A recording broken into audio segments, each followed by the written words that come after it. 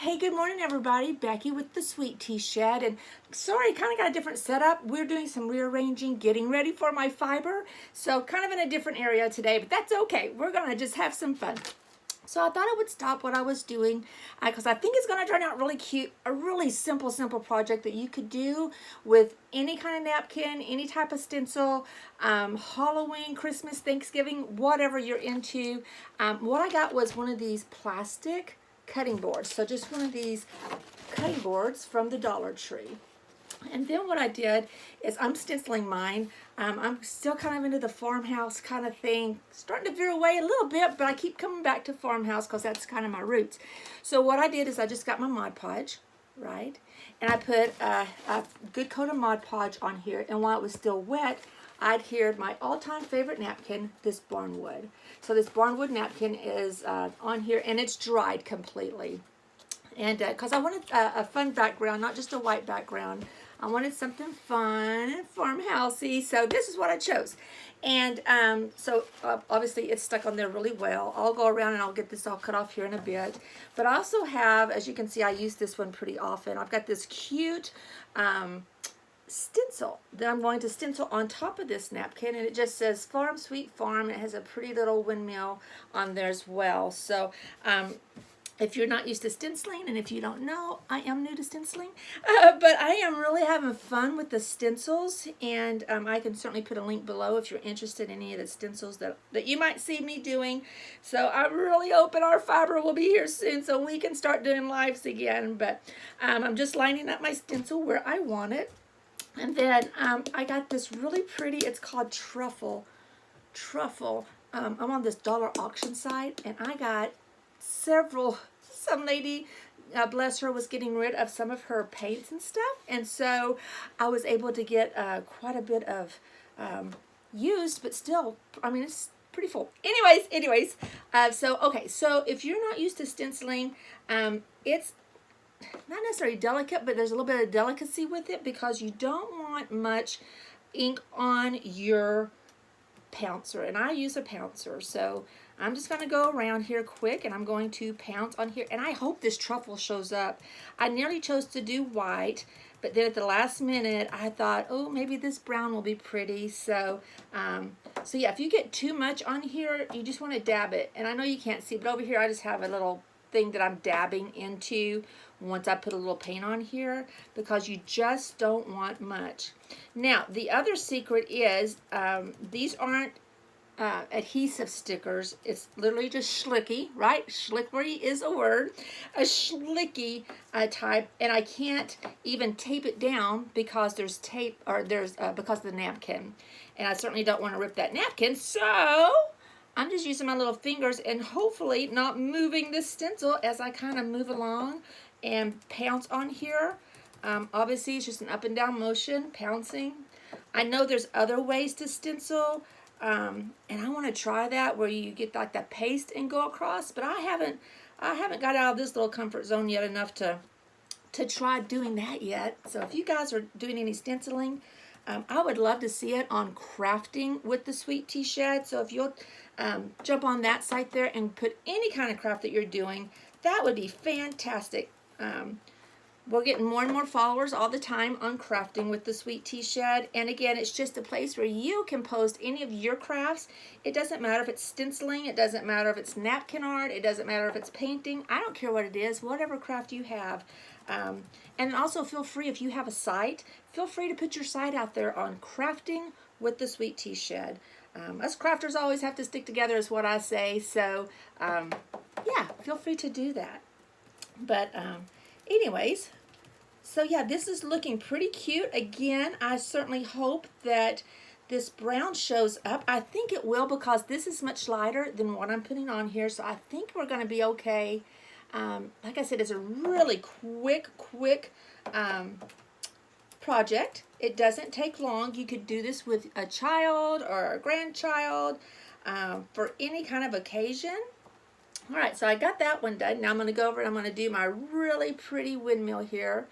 And I know this type of decor isn't for everybody, and that's okay too. That's okay too.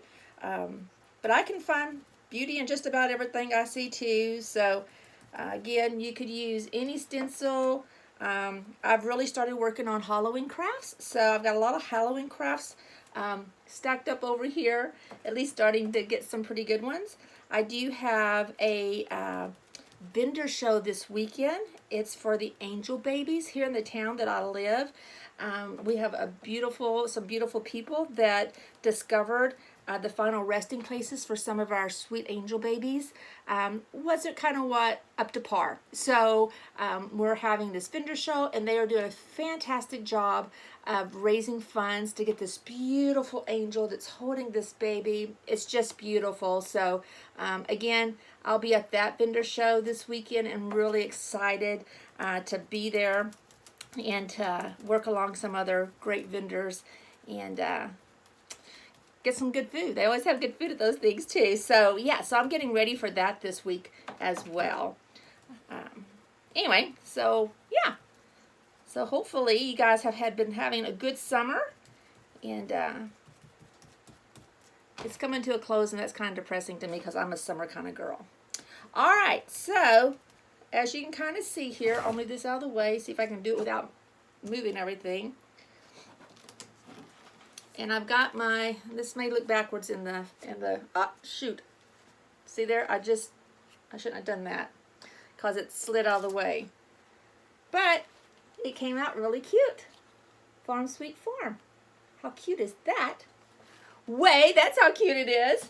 So, pretty cute. So what I'll probably do, now I tell you what, I'm a tiny bit crafty, seriously, but I cannot draw for anything, but I've got this little bitty fine brush, and what I've been seeing on YouTubes and things, because that's what I do, is I'm going to go and I'm going to kind of fill this in a little bit, which makes me really, really, really nervous, because I don't have a real steady hand, and I am far from being anything professional, but that's what you would do. So you would go in here and you would just kind of fill in where you think maybe your stencil didn't get enough paint on it.